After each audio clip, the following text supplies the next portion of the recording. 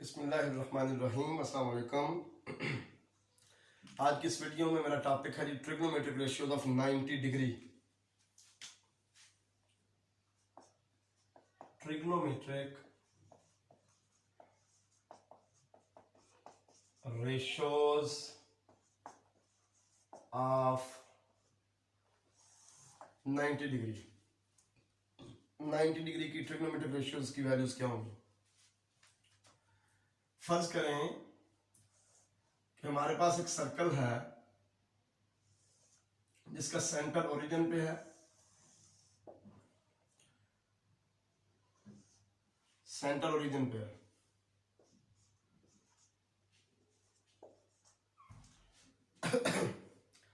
Suppose करें कि OB1 circle का एक रेडियल सेगमेंट है जो एक्स एक्सिस के साथ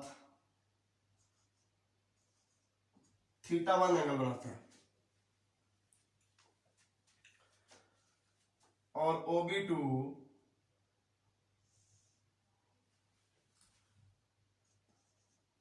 एक और रेडियल सेगमेंट है जो एक्स एक्सिस के साथ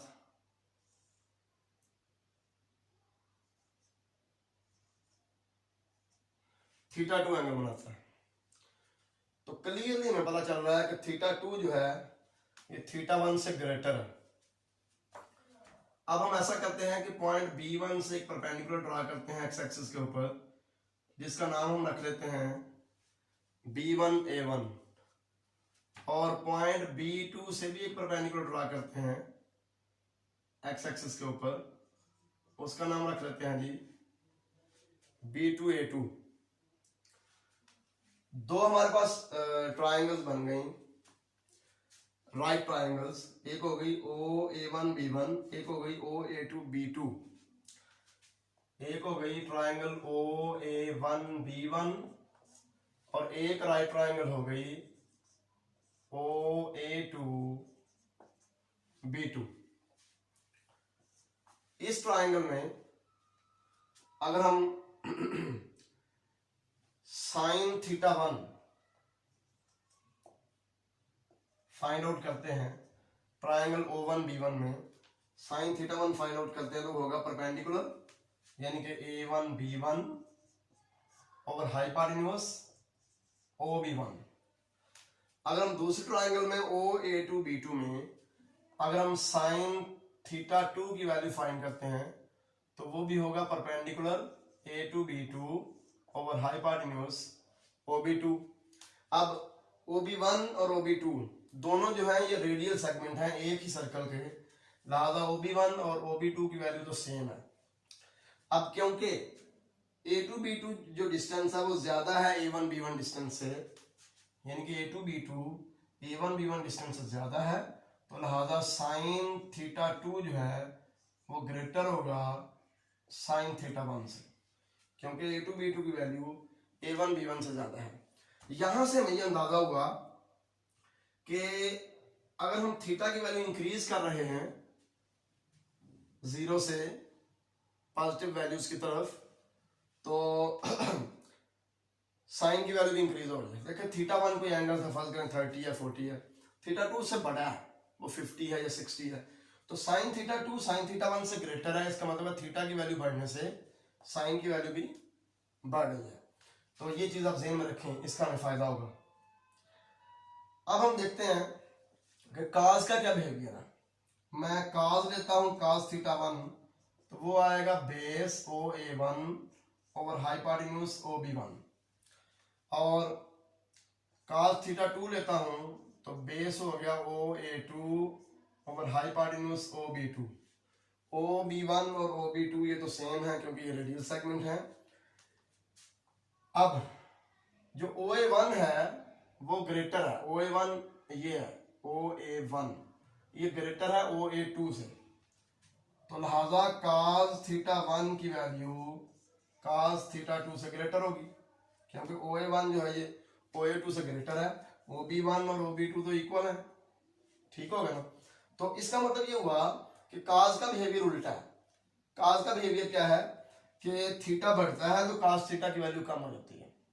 साइन का बिहेवियर ये था क्योंकि थीटा 2 थीटा 1 से बड़ा था, तो आ क्या गया कि साइन थीटा 2 भी साइन थीटा 1 से बड़ा है, यानी कि थीटा की वैल्यू बढ़ने से साइन की वैल्यू भी बढ़ रही है।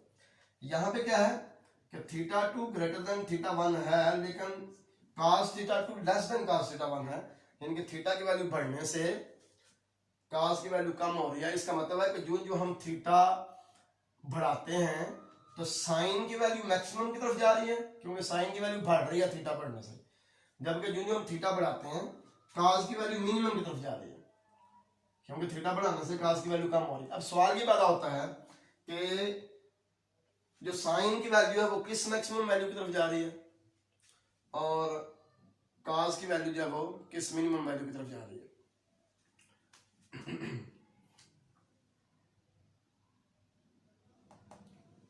यहां पे देखें, हम चाहते हैं कि 90 डिग्री पे साइन और cos की ट्रिग्नोमेट्रिक रेशियोज वैल्यूज फाइंड करें, tan की वैल्यू फाइंड करें, ठीक है, सीकन की, कोसिकन की, cot की वैल्यू फाइंड करें 90 डिग्री के ऊपर।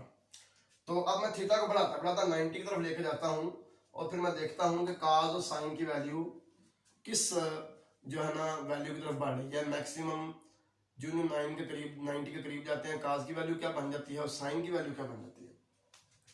देखें, अब सपोज करें कि मैं एक रेडियल सेगमेंट लेता हूं OB3,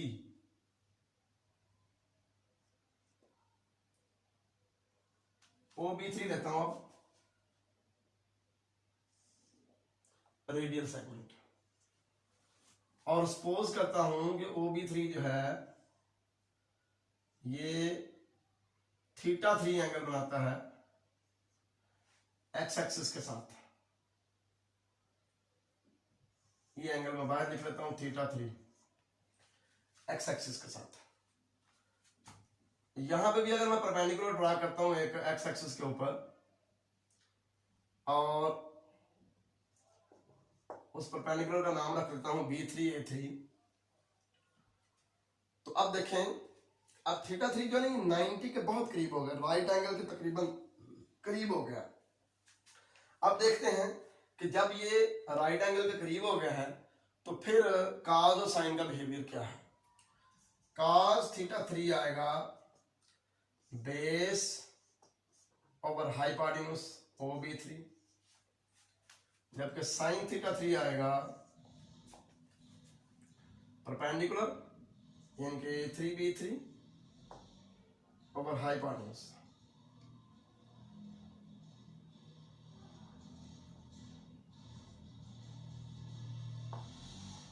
OB3।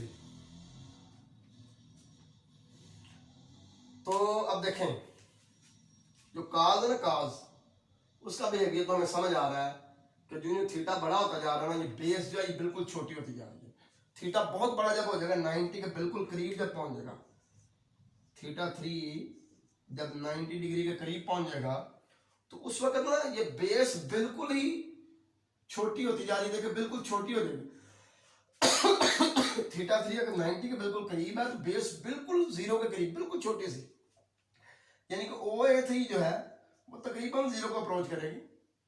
बिल्कुल 0 हम इसे नहीं करेंगे, क्योंकि अगर बिल्कुल 0 कर देंगे बेस बिल्कुल खत्म हो जाएगी तो ट्रायंगल ही खत्म हो जाएगी। समझ आई कि नहीं? इसलिए हम कहते हैं कि अगर OA3 0 को अप्रोच कर रहा है तो फिर क्या होगा, थीटा 90 को अप्रोच कर रहा है तो फिर OA3 0 को अप्रोच कर देगा, बेस तकरीबन 0 होने की वजह से, ठीक है ना, हम कह सकेंगे कि cos थीटा 3 की वैल्यू भी 0 को अप्रोच कर रही है। प्रैक्टिकल पर्पसेस में, प्रैक्टिकल पर्पस के लिए हम cos 90 को ही 0 ले लेंगे, ठीक है। वैसे तो देखे ना, अगर cos थीटा बिल्कुल 90 है तो ट्रायंगल ही खत्म हो जाती है, तो फिर तो वो ट्रायंगल ही खत्म, तो cos कहां से फाइंड आउट होगा, ठीक है ना। लेकिन 90 के हमें पता चल रहा है कि 90 के बिल्कुल करीब जब हमारा एंगल पहुंच जाता है तो बेस बिल्कुल 0 हो जाती है। जब बेस 0 हो जाएगी तो 0 ओवर OB3, ये cos की वैल्यू 0, बेस थीटा 90 हुआ, बेस तकरीबन 0 ही, तो cos थीटा भी तकरीबन 0 होगा। इसलिए हम प्रैक्टिकल जब प्रैक्टिकली कुछ हमें जरूरत होती है cos थीटा की, तो हम क्या करते हैं, थीटा के करीब, थीटा जब 90 के करीब जाता है तो cos 0 होना होता है, तो हम थीटा 90 हो तो cos को 0 लेते हैं, ठीक है। वो हमें पता होता है कि बिल्कुल करीब करीब वैल्यू, अप्रॉक्सीमेट वैल्यू हो जाती है, तो हम कह सकते हैं ये ले सकते हैं कि cos 90 जो है ये 0 है। अब साइन की बात करते हैं। थीटा जब बहुत बड़ा होता जा रहा है, देखें यहां पे परपेंडिकुलर और हाइपोटेन्यूज में बहुत फर्क था। परपेंडिकुलर काफी छोटा था और हाइपोटेन्यूज काफी बड़ा था, ठीक है। फिर क्या हुआ, जब हमने रेडियल सेगमेंट OB2 लिया, यानी कि जब थीटा थोड़ा सा बढ़ाया, थीटा जब हमने इंक्रीज किया तो परपेंडिकुलर इंक्रीज हो गया A2 B2 और परपेंडिकुलर और हाइपोटेन्यूज में फर्क कम हो गया, ठीक है ना। यानी कि हमारा जो परपेंडिकुलर है वो ऐसा ऐसा रेडियल सेगमेंट की लेंथ के बराबर आ रहा है, देखें करीब आ रहा है। पहले देखें परपेंडिकुलर ये था, ठीक है, ये छोटा काफी रेडियल सेगमेंट से, और जब इसको रेडियल सेगमेंट की लेंथ पे डिवाइड करेंगे तो आंसर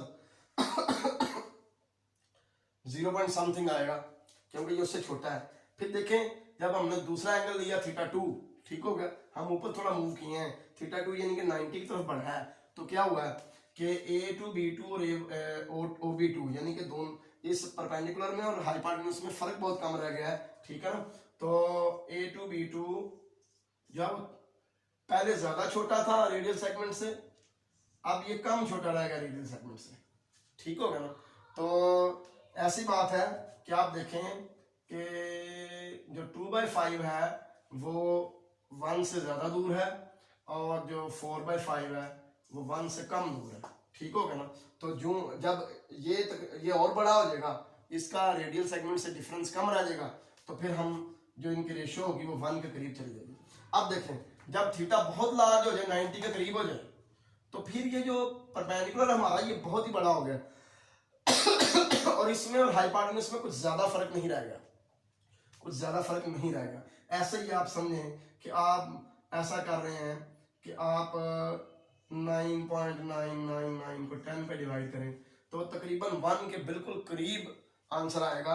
तो इसी तरह A3 B3 और जो परपेंडिकुलर है और जो हाइपोटेन्यूज OB3 है, इनमें ज्यादा फर्क नहीं है, तो इसलिए इनकी रेशियो जो है वो तकरीबन 1 के करीब आएगी जब थीटा तकरीबन 90 के करीब चला जाएगा। तो हम कह सकते हैं कि θ3 जब अप्रोच करता है 90 डिग्री को, तो जो साइन की वैल्यू है ना वो तकरीबन 1 को अप्रोच करेगी। अब थीटा बिल्कुल 90 अगर हो जाए, ठीक है ना, तो फिर तो ये बेस खत्म हो गई, ट्राइंगल हमारी जो है ना वो बिल्कुल ही खत्म हो जाएगी।